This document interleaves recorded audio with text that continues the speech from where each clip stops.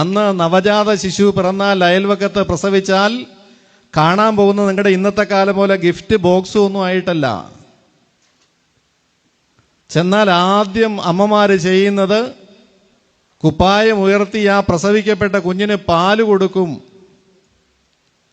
ജാതിയും മതവും ഒന്നും ഉണ്ടായിരുന്നില്ല. നിങ്ങൾക്കറിയുമോ ഞാൻ എത്ര പേരുടെ പാല് കുടിച്ച ആളാണെന്നറിയുമോ? ഇന്നത്തെ കാലഘട്ടം ഒന്ന് ആലോചിച്ച് നോക്കുക. ചേച്ചിമാരുടെ, ചേടത്തിമാരുടെ, ഉമ്മമാരുടെ ഒരുപാട് പാല് കുടിച്ച ഒരു ശിശുവാണ് ഞാൻ അവിടെ ജനിച്ചവനാണ്.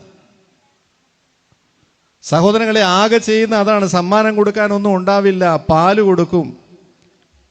ആ അമ്മിഞ്ചപ്പാല് കൊടുക്കുമ്പോൾ ആ മാതാവ് ഒരു വലിയ സന്ദേശം ആ കുട്ടിക്ക് കൈമാറുന്നുണ്ട്. കുഞ്ഞേ, ഞാനും നിന്റെ അമ്മയാണ്, എൻ്റെ മക്കൾ നിന്റെ സഹോദരങ്ങളാണ്. നീ വളർന്നു വരുമ്പോൾ എൻ്റെ മക്കളെ സ്നേഹിക്കണം, അനുസരിക്കണം. അവർ നിന്നെ സഹായിക്കും, ഏതാപത്തിലും നിന്റെ കൂടെ ഉണ്ടാകുമെന്ന ഒരു വലിയ സന്ദേശം ആ മുലയൂട്ടലിലൂടെ അമ്മമാർ കൈമാറുമായിരുന്നു. 50-60കളിൽ, ഞാൻ 1958 ജനിച്ചയാളാണ്. അന്ന് പ്രകൃതിയും മനുഷ്യരും തമ്മിൽ ഇഴചേർന്ന് ജീവിച്ചിരുന്ന ഒരു കാലഘട്ടം. അന്ന് ഞങ്ങളുടെ അലാറം കോഴികളുടെ കൂവലും ചീവീടുകളുടെ കരച്ചിലും ഒക്കെ ആയിരുന്നു. വാച്ചോ ക്ലോക്കോ ടൈം പീസോ ആ നാട്ടിലുണ്ടായിരുന്നില്ല. ആ നാട്ടിൽ ആദ്യമായി ഒരു റേഡിയോ വാങ്ങുന്ന എൻ്റെ വാപ്പയാണ്. തമിഴ്നാട് കമ്പത്ത് പോയി ഒരു ഫിലിപ്സിൻ്റെ റേഡിയോ വാങ്ങിച്ചു കൊണ്ടുവന്നു. ആ റേഡിയോയിലൊന്ന് ട്യൂൺ ചെയ്താൽ സിലോൺ, അന്ന് സിലോണാണ്, ശ്രീലങ്കയല്ല, കൊളംബോ സ്റ്റേഷൻ കിട്ടും. കൊളംബോ സ്റ്റേഷനിലെ ബാങ്ക് വിളി കേട്ടിട്ടാണ് ഞങ്ങൾ റമദാനിൽ നോമ്പ് മുറിക്കുന്നത്. ഞാൻ തിരുവനന്തപുരത്ത് വന്നു കഴിഞ്ഞാണ് അറിയുന്നത്, കൊളംബോയിൽ സൂര്യൻ അസ്തമിച്ച് പിന്നെയും 6-7 മിനിറ്റ് കഴിഞ്ഞിട്ടാണ് കേരളത്തിൽ സൂര്യൻ അസ്തമിക്കുക. ഞങ്ങളുടെ നോമ്പൊക്കെ അള്ളാഹു പുറത്തു തരട്ടെ, സ്വീകരിക്കട്ടെ എന്നല്ലാതെ, കാരണം സൂര്യൻ അസ്തമിക്കുന്നതിന് മുമ്പാണ് എത്രയോ കാലം ഞങ്ങൾ സിലോണിലെ ബാങ്ക് കേട്ട് നോമ്പ് മുറിച്ചിരുന്നത്. സഹോദരങ്ങളെ, അന്ന് മനുഷ്യർ തമ്മിൽ പരസ്പര സഹകരണവും സൗഹാർദ്ദവും അങ്ങേയറ്റമായിരുന്നു. അങ്ങനെയല്ലാതെ ആർക്കും ജീവിക്കാൻ കഴിയില്ലായിരുന്നു.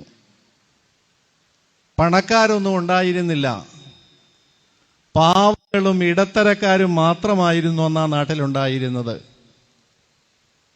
എൻ്റെ ഉമ്മ രാവിലെ പാത്രം തേച്ച് മെഴുക്കിക്കൊണ്ടിരിക്കുമ്പോൾ കിഴക്കേലെ, ഞാൻ പറഞ്ഞില്ലേ, ചേർത്തലക്കാരൻ ഉണ്ണി, അദ്ദേഹത്തിൻ്റെ ഭാര്യ ജാനകി ചേച്ചി വരും. ഉമ്മ ഒരല്പം തീ തരാമോ എന്ന് ചോദിക്കും. ഒരു മടിയും കൂടാതെ എഴുന്നേറ്റ് ഉമ്മ പോയി കൈ കഴുകി ഉടുത്തിരിക്കുന്ന തുണിയുടെ അഗ്രത്തിൽ തുടച്ച് വൃത്തിയാക്കി വിറക് പുരയിൽ പോയി തൊണ്ടെടുത്തുകൊണ്ട് വന്ന് അടുപ്പിൽ നിന്ന് കനൽ കോരിയിട്ട് ജാനകി ചേച്ചിക്ക് കൊണ്ടുവന്ന് കൊടുക്കും. ഇന്നത്തെ പിള്ളേർക്ക് വിശ്വസിക്കാമോ? തീ കടം മേടിക്കുന്ന ഒരു കാലം. ഒരു തീപ്പെട്ടി വാങ്ങാൻ, ഒരു സിഗാർ ലൈറ്റർ വാങ്ങാൻ മൈലുകൾ യാത്ര ചെയ്യണം. തീ കടം വാങ്ങുമായിരുന്നു.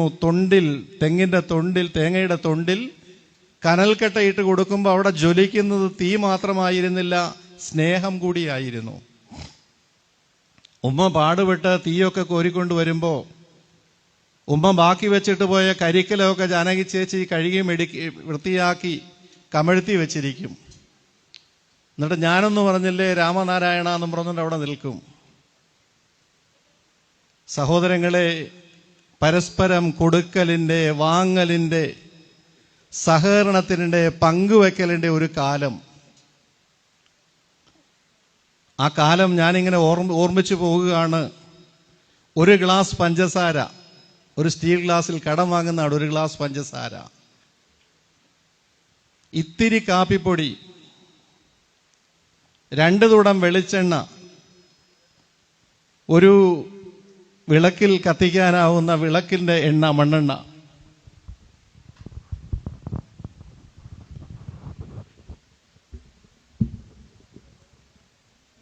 ഒരു ചിരട്ടയിൽ അല്പം ഉപ്പ്,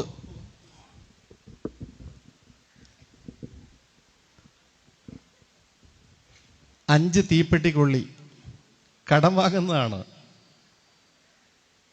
ഉറയൊഴിക്കാൻ അല്പം മോര്. ഇതൊക്കെ പരസ്പരം കൊടുക്കാത്തതും വാങ്ങാത്ത ഒരു വീട്ടുകാരും അന്ന് ഉണ്ടായിരുന്നില്ല. അല്ലാതെ ജീവിക്കാൻ കഴിയില്ലായിരുന്നു അന്ന്. അപ്രതീക്ഷിതമായിട്ട് വീട്ടിൽ ആരെങ്കിലും അതിഥികൾ വന്നാൽ വീടിൻ്റെ പരിയാമ്പുറത്തുകൂടി, പുതിയ പിള്ളേരൊക്കെ ശ്രദ്ധിച്ചോളണം, പരിയാമ്പുറം, ആ വാക്കുകളൊക്കെ ഇന്ന് തീർന്നു പോയിരിക്കുകയാണ്.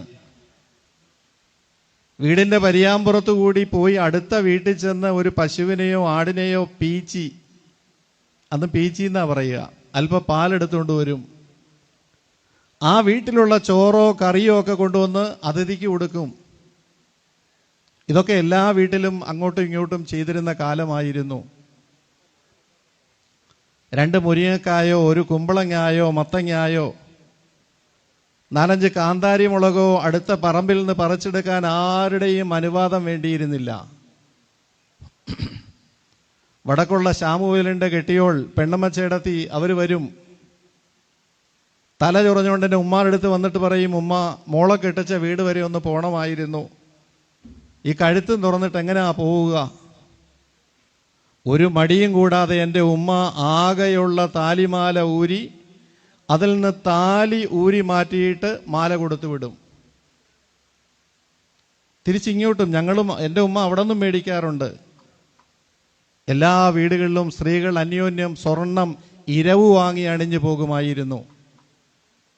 സ്വർണം മാത്രമല്ല, സാരി, ബ്ലൗസ്, 2ാം മുണ്ട്, കുഞ്ഞുങ്ങൾ